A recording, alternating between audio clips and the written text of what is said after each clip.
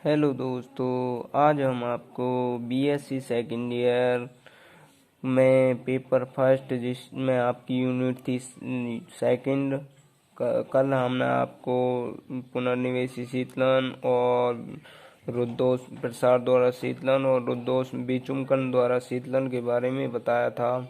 आज हम आपको द्रव हीलियम फर्स्ट व सेकंड के बारे में बताएंगे कि द्रव हीलियम फर्स्ट व सेकंड क्या होता है। द्रव हीलियम से द्रव हीलियम फर्स्ट व सेकंड में ये चित्र है जो यहाँ पे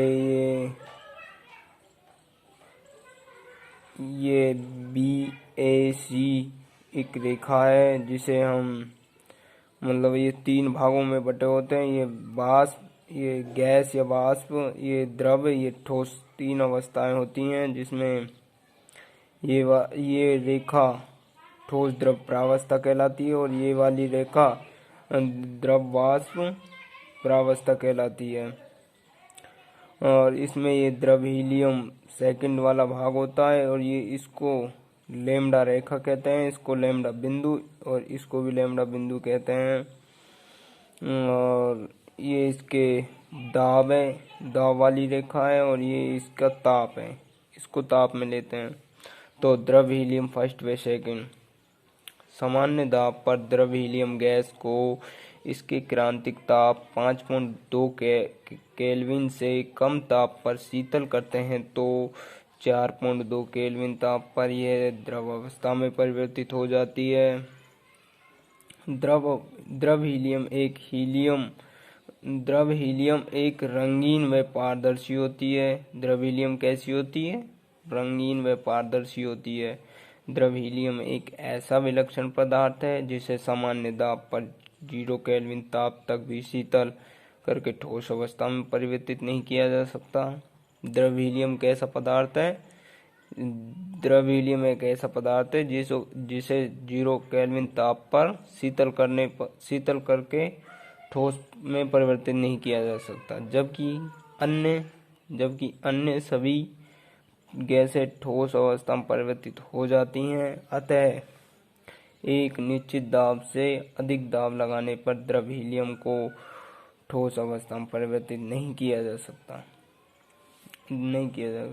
चित्र में प्रदर्शित आरेख ये वाला BAC द्रव वाष्प संतुलन या द्रव वाष्प प्रावस्था कहलाती है। ये वाली रेखा BAC वाली रेखा है जो ये यहाँ पे ये वाली रेखा नहीं है, ये वैसी कोई कट लगाया हुआ है।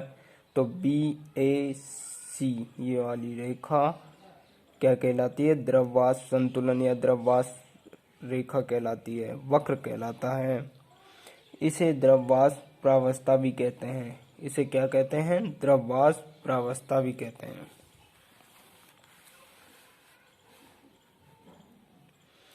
इसी प्रकार वक्र DEF, इसको DEF वक्र DEF को क्या कहते हैं? ठोस द्रव प्रावस्था। इसी प्रकार वक्र DEF ठोस द्रव प्रावस्था रेखा कहलाती है। वक्र BAC पर बिंदु A एक ऐसा बिंदु है जहां वक्र की वक्रता त्रिज्या एकदम से परिवर्तित हो जाती है। ये बिंदु के लैम्डा बिंदु कहलाता है। यह बिंदु लैम्डा बिंदु कहलाता है। इसे यहाँ से कट कर दो। यह बिंदु लैम्डा बिंदु कहलाता है। इसी प्रकार वक्र DEF में भी बिंदु E भी लैम्डा बिंदु कहलाता है। E व A को मिलाने वाली रेखा लैम्डा रेखा कहलाती है। यहाँ पे E व A को मिलाने वाली रेखा क्या कहलाती है? लैम्डा रेखा। ये वाली रेखा E व A को मिलाने वाली ये रेखा लैम्डा रेखा कहलाती है। लैम्डा रेखा कहलाती है और इस लैम्डा रेखा के दोनों ओर द्रव हीलियम के गुणों में समानता नहीं पाई जाती। इसलिए लैम्डा रेखा के दोनों ओर स्थित द्रव हीलियम को फर्स्ट तथा बाईं ओर स्थित द्रव हीलियम को द्रव हीलियम सेकंड कहते हैं। अतः द्रव हीलियम का कोई त्रिक बिंदु नहीं होता। तो अवैध द्रव हीलियम के असामान्य गुणधर्म। घनत्व। द्रव हीलियम को 4.2 केल्विन से 1 केल्विन तक शीतल किया जाए तो यह पाया जाता है कि पहले ताप घटाने पर घनत्व में वृद्धि होती है और आगे ताप घटाने पर घनत्व घटने लगता है। मतलब यहाँ से 4.2 केल्विन से जब इसको 1 केल्विन तक शीतल किया जाता है तो यह पाया जाता है कि पहले ताप घटाने इस ताप को जब घटाएंगे तो घनत्व में वृद्धि होगी और जब आगे यहाँ पे ताप घटाएंगे, यहाँ से ताप घटाएंगे तो इसमें क्या होगा, घनत्व घटने लगेगा, ये घनत्व घटने लगेगा। अब अगला टॉपिक है सेकंड। इसमें द्रव हीलियम का सामान्य गुणधर्म में सेकंड है श्यानता। ग्राफ में स्पष्ट है कि 4.2 केल्विन से 2.19 केल्विन तक द्रव हीलियम फर्स्ट की श्यानता लगभग नियत रहती है। 2.19 केल्विन तक द्रव हीलियम फर्स्ट, यहाँ पर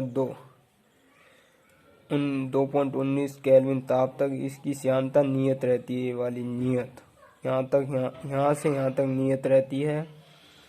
केल्विन द्रव हीलियम फर्स्ट की श्यानता नियत रहती है। 2.19 से हीलियम सेकंड की श्यानता अचानक गिरकर शून्य हो जाती है।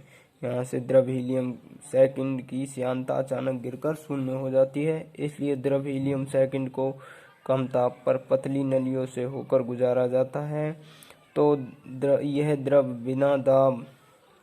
बिना दाब लगाए पतली नलियों से प्रभावित होता है। इसलिए द्रव हीलियम सेकंड को अति तरल कहा जाता है तथा इसके गुण को क्या कहते हैं, अति तरलता कहा जाता है। इस गुण को अति तरलता कहा जाता है।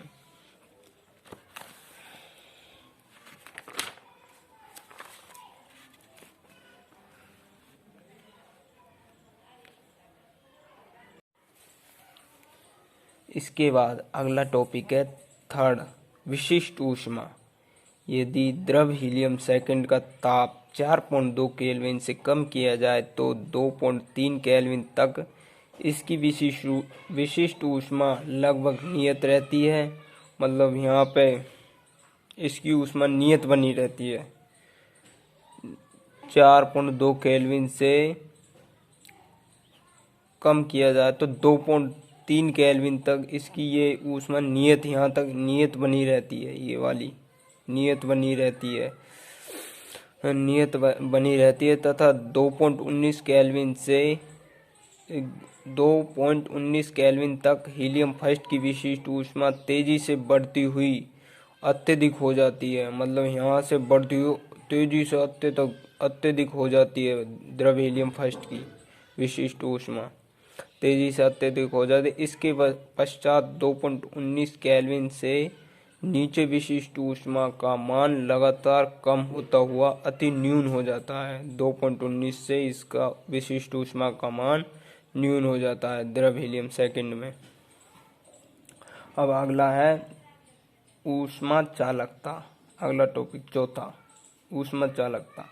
द्रव हीलियम फर्स्ट की ऊष्मा चालकता अन्य द्रवों की भांति ठोसों की तुलना में बहुत कम होती है, जबकि द्रव हीलियम सेकंड की ऊष्मा चालकता तांबे की चालकता के लगभग 800 गुना अधिक होती है।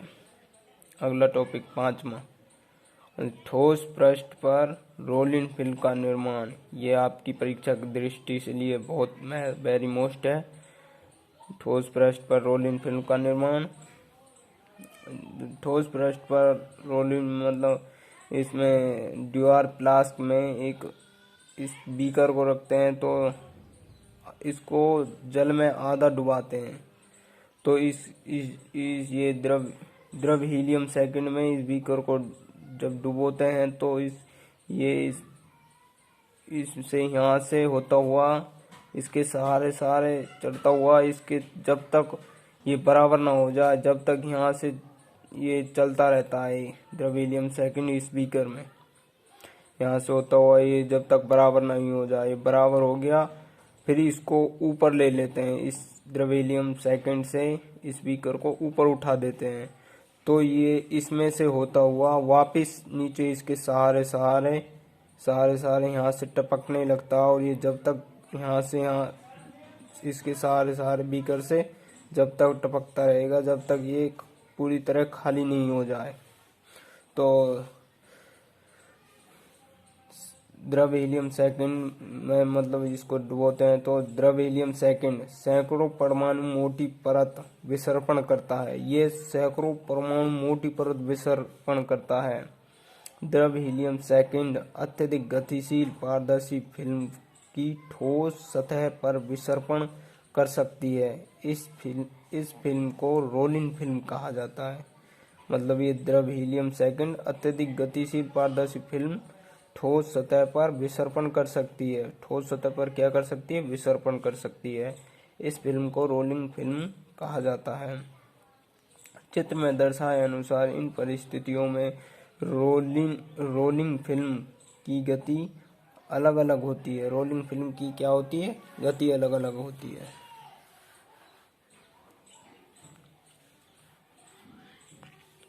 अब इसमें ये केस फर्स्ट था, ये केस सेकंड, मतलब ये केस ए है, वहाँ पे नहीं था, यहीं से चालू है। केस ए, द्रव हीलियम सेकंड रोलिंग फिल्म बनाती हुई बाहर के पात्र से अंदर के पात्र में तब तक प्रवाहित होगी जब तक कि दोनों का तल बराबर नहीं हो जाए। मैंने आपको बताया था कि यहाँ पे ये जब तक चलता रहेगा जब तक ये दोनों बराबर नहीं हो जाए, इसमें इसका तल और इसका तल बराबर नहीं हो जाए जब तक ये चलता रहेगा। और केस बी, द्रव हीलियम में अंदर वाले पात्र के बाहर वाले पात्र की ओर रोलिंग फिल्म द्वारा प्रवाह तब तक होता है जब तक कि दोनों का तल बराबर नहीं हो जाए। और जब परख नली को बीकर में द्रव के पृष्ठ को ऊपर उठाते हैं तो द्रव परख नली से पृष्ठ के सहारे चढ़कर बाहरी पृष्ठ को स्पर्श करते हुए पेंदे से बूंद बूंद करके बीकर में गिरता है और जब तक कि संपूर्ण परख नली खाली नहीं हो जाए। अगला टॉपिक है फव्वारा सी, केस सी, फव्वारा।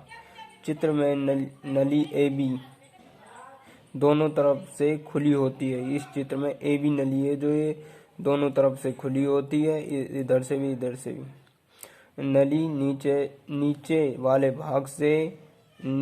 भाग में एनरी पाउडर, इसमें ये एनरी पाउडर भरा हुआ है, नीचे वाले भाग में भरा होता है। एनरी पाउडर के बीच में छिद्र केशिका नली के समान व्यवहार करती हैं। इस जो एनरी पाउडर है इसमें छिद्र, ये वाले छिद्र जो ये केशिका नली की भांति व्यवहार करते हैं। इसके पश्चात इस नली को द्रव हीलियम सेकंड से भरे फ्लास्क में डुबोकर एनरी पाउडर वाले भाग पर प्रकाश डाला जाता है। मतलब अब इसको केशिका नली को इस बीकर में द्रव हीलियम से भरे बीकर में डुबो देते हैं और इस पर ये प्रकाश आपतित कराते हैं।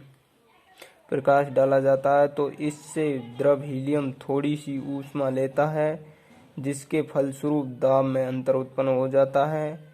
इस दाबांतर के कारण द्रव नली के ए भाग से, ये से है इसको से कर लेना, से फव्वारा के रूप में निकलता है। द्रव हीलियम ए भाग से फव्वारा के रूप में निकलता है। हेलो दोस्तों, अब आपका टॉपिक ये ख़त्म होता है। अगला टॉपिक हम अगली वीडियो में आपके लिए लेकर आएंगे। Thank you.